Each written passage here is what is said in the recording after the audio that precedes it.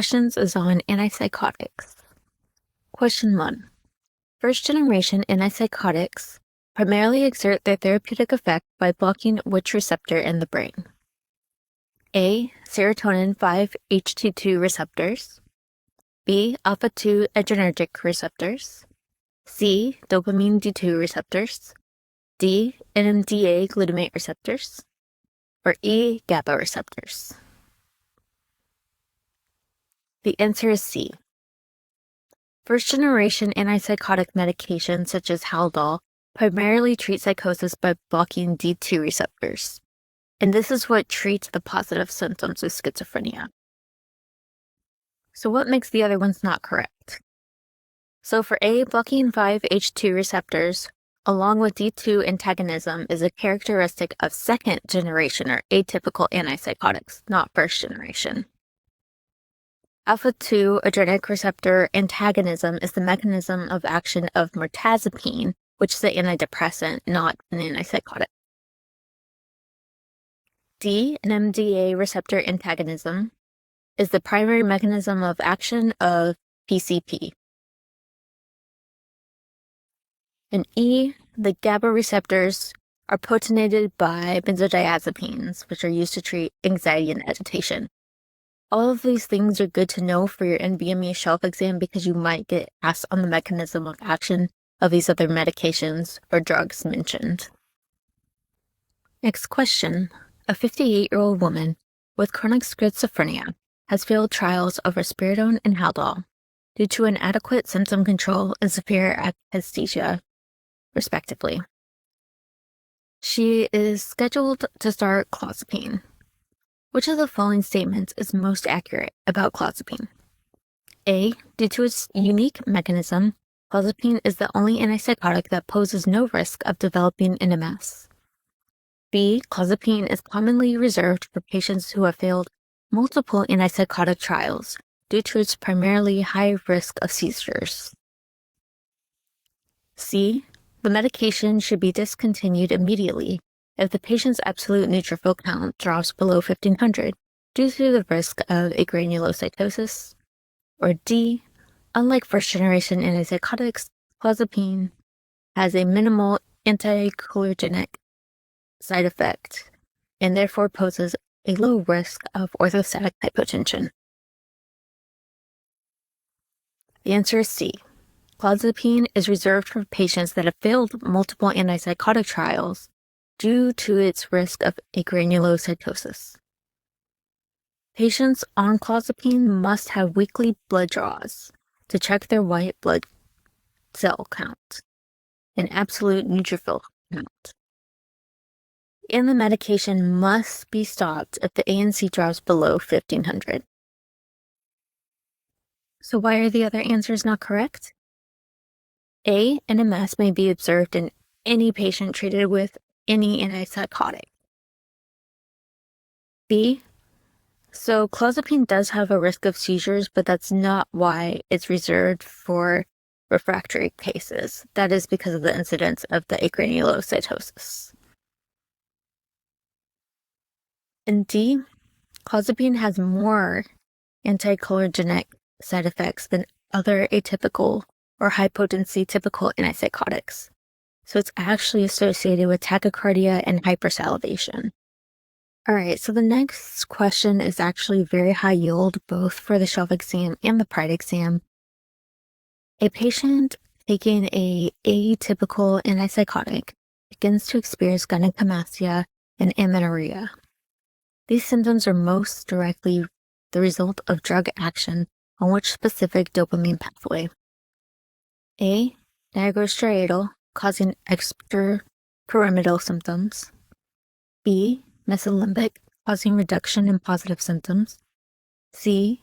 Prefrontal cortical, causing inadequate dopaminergic activity. D. Tuberoinfundibular, causing hyperprolactemia. Or E. Mesocortical, causing reduction of negative symptoms. The answer is D. Tuberoinfundibular, causing hyperprolactemia. So why are the others not correct?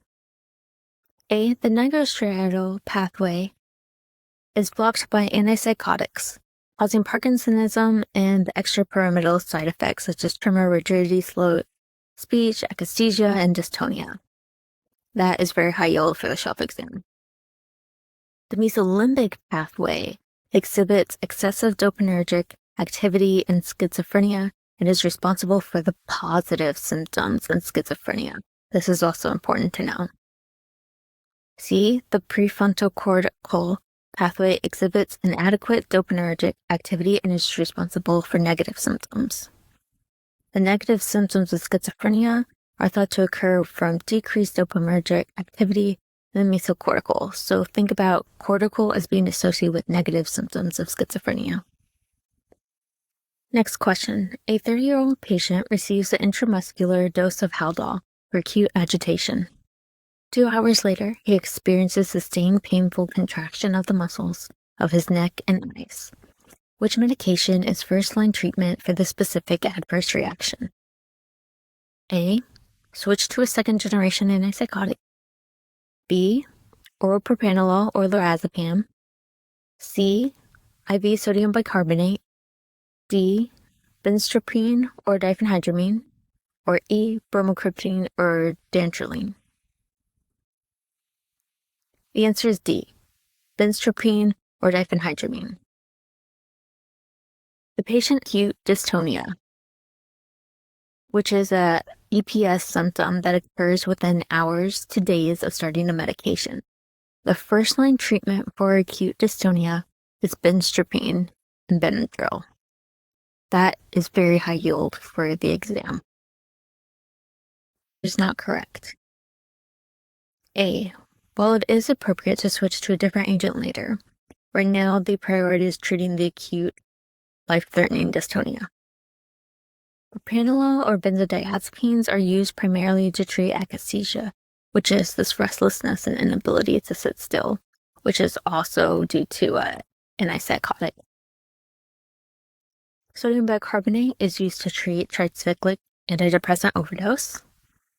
And bromocriptine and dantrolene, along with supportive care and discontinuing the antipsychotic, are treatments for NMS.